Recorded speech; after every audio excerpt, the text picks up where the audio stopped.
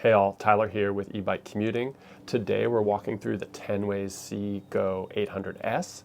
This is probably one of the better single-speed belt drive e-bikes I've ridden in the past year. So excited to walk you all through it, what I like, and then also a few areas where it fell short. So let's get to it.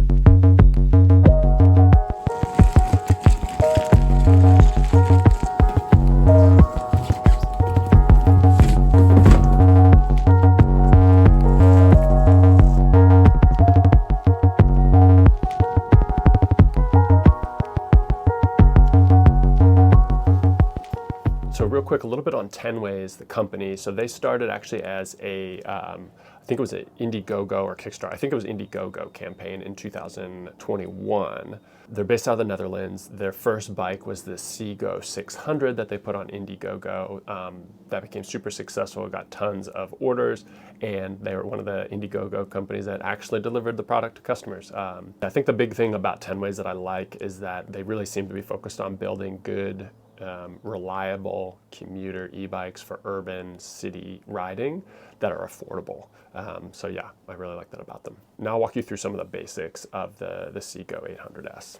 So it's a class 1 e-bike. It's got a Mivic, I think, or Mivici, I have no idea how to pronounce this thing. The main thing is it's a rear hub motor with 350 watts of power and 40 Newton meters of torque. It is definitely a well-built bike. The frame is very durable and it weighs 51 pounds. So it's actually heavier than some of the other competitors out there that weigh less. It comes with this really nice integrated battery. They advertise a max range of about 53 miles. And on my test rides, I found that range and battery to hold up pretty well. So I believe Tenway is there when they say it can go 53 miles. I really do think this one can. So like I said earlier, it's a single speed bike and it is a belt drive. It is a Gates carbon belt drive here, which is a high end of the belt drives. And then let's go up to the top of the bike. I do like that they've got these leather grips here. I don't know how well it kind of shows up in this lighting, but they are a leather or like a pleather grip, which just does give it like a nice high-end feel. The integrated LCD monitor is okay. Let me go ahead and turn it on. One thing that's kind of weird is that they require a passcode. I don't know if this can be adjusted, but it's not that easy to move around and select numbers. So you have to, it's actually kind of hard to see, but you can see it's on 0 right now. And then up on the left-hand side, you move up or down and it will move through the numbers. So if you have a bunch of numbers to enter, if you're going from like 4, 3, 9, 0, it just requires a lot of tapping, which I'm not a huge fan of because when you're on your bike, you just want to turn it on and go, and it is not a touch screen. So it comes at the default as 0, 0, 0, and I bet most people just leave it at 0, 0, 0 because you can just press enter 4 times and then it turns on. A fair amount of information in the displays, and you just move through the pedal assist levels by clicking the up arrows. So it comes with integrated lights. Here you can see. So we've got a front light. Here's the rear light. It's on auto, so it turns on automatically when it gets dark. But what's different about this bike, what I like, is that it actually comes with blinkers. So let me show you how that works. This is for the left blinker and this is for the right blinker. So you press the left, you can see the left turn indicators on, and then on the back you can see the left blinker or turn indicators blinking. It does come with front suspension, which is nice. And then it has the CST Classic Zeppelin, or 28-inch by 2-inch wide tires. These tires are super soft, supple. So that plus the suspension make it a very mellow ride. Now the rain fenders are metal, which do give it like a nice high quality feel. But I wish they had come down further. I wish they had like a plastic extender here, flaps that went down further. So let's talk now more about the CGO800. So setup was pretty straightforward. It came mostly assembled, just in this box right here, and had to put the front wheel on, fenders, handlebars. So yeah, assembly was very straightforward. The one nit I have with the assembly was that in the instructions they have Actually, let me grab those. So in the instructions, they have a spot where they talk pretty much on all the bolts you tighten down. They have the recommended level of tightness or torque that you should apply. You kind of see it, right here. It says, the level of torque, 5 to 7 Newton meters.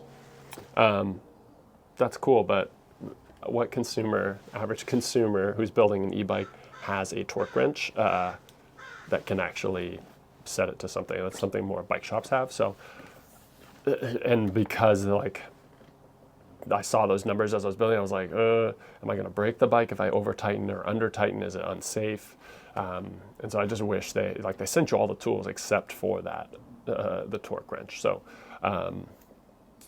yeah, I wish they'd almost just took it out, or if it was really important that it get to those precise levels of torque when you're tightening it, that they tell you to go to a mechanic to have it built by a shop. So yeah, assembly was straightforward besides the torque wrench level or the torque level for the bolts. It took me about an hour start to finish, so very reasonable. Now the design and geometry of the Tenways I really like.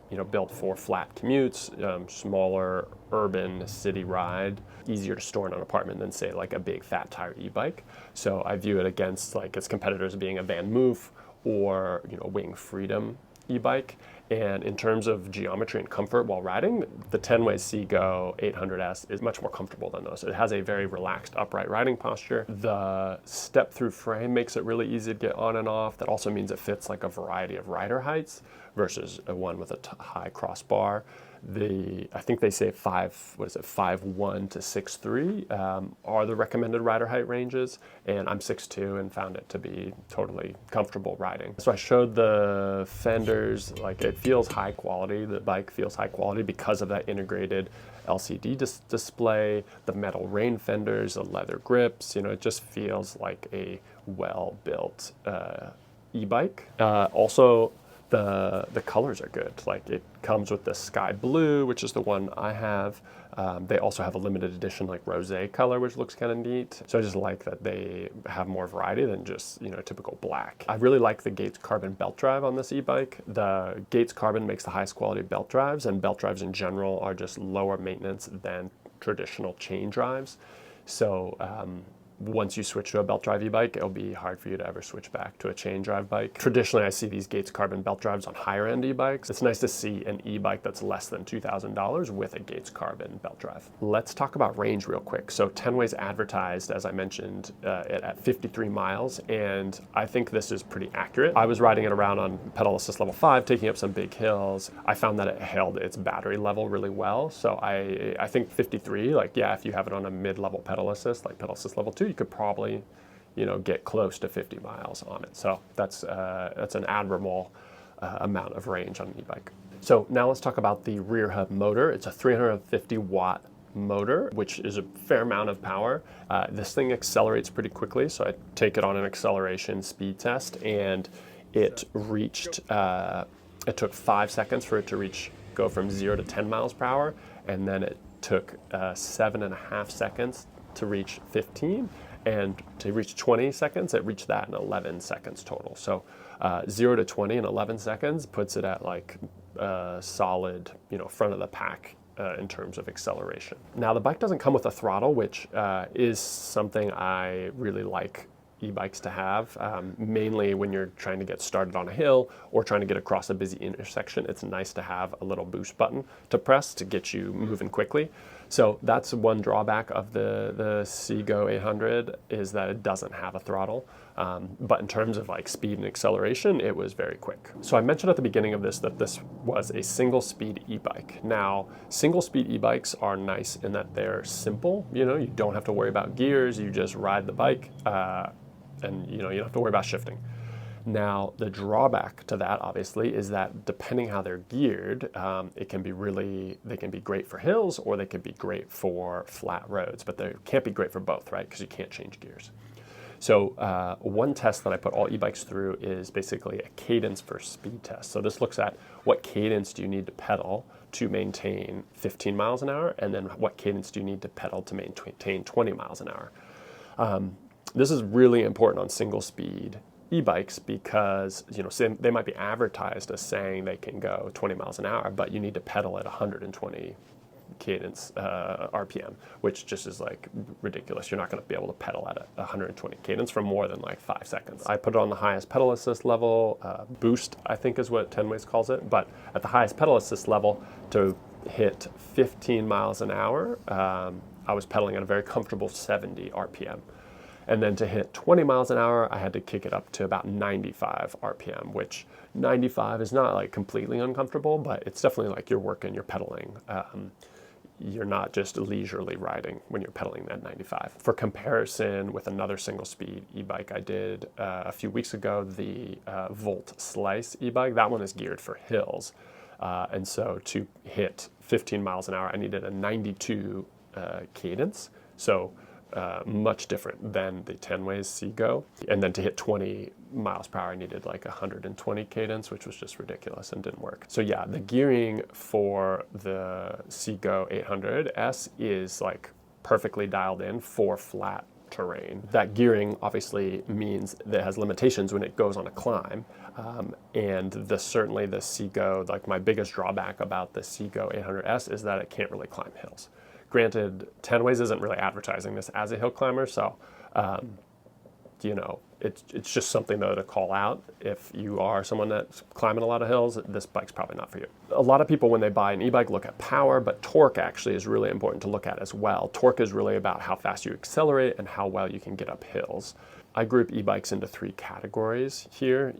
You have e-bikes that are less than 40 Newton meters of torque. These e-bikes are made for flat city commutes or gently rolling hills. Then the second category are e-bikes between 40 and 60 Newton meters of torque. Now, these will tackle hills easily and they accelerate pretty quickly. And then the final category are e-bikes with torque over 60 Newton meters. Anything above this is like going to be able to easily tackle a hill. Now, the CGO800S has 40 Newton meters of torque, so it basically puts it in that first category of made for flat roads. And because of its gearing plus its 40 Newton meters of torque, it does not climb hills very well. The hill climb test I take e-bikes on is about a half mile long. It only has about 200 feet of elevation gain, so not a ton. It averages a grade of 8.6%, with the steepest bit at the end being 11.6%. It's nothing too crazy, but it's definitely a steep hill. So hitting the climb in the CGO was relatively easy. The first part of the climb is only, the gradient is 4 to 8% here, and I was able to maintain a cadence of 55 or 60 RPM. But as it kicked up to 10%, my cadence dropped to 30, and I had to stand up to start pedaling to keep my momentum. And then at the top of the climb here, it hits 14%, and I was slowly grinding down to like a 20 or 25 cadence. And I was pedaling so slow, the cadence sensor tweaked out here. You can see it's dropping to saying I was at 0, and at no point did I stop pedaling. I had to maintain like a 20 cadence, otherwise I would have fallen off. So to me, this is like the biggest drawback of this bike, is that if you're gonna go up climbs, especially things over 8%, like into the 10, 12%, this bike's really going to struggle on it. It's fine at the bottom if you have some speed going into it and momentum, but once it kicks up and you lose that momentum, it really slows down and gets bogged down. So to me, this bike is perfect for someone who lives in the city, who wants an e-bike that they can store in their apartment and then ride leisurely to work, but that can still go pretty quick when they need it to. So yeah, that's the Tenways CGO800S. I hope you enjoyed this video. Drop comments with your experience if you've ridden this, and see you out there.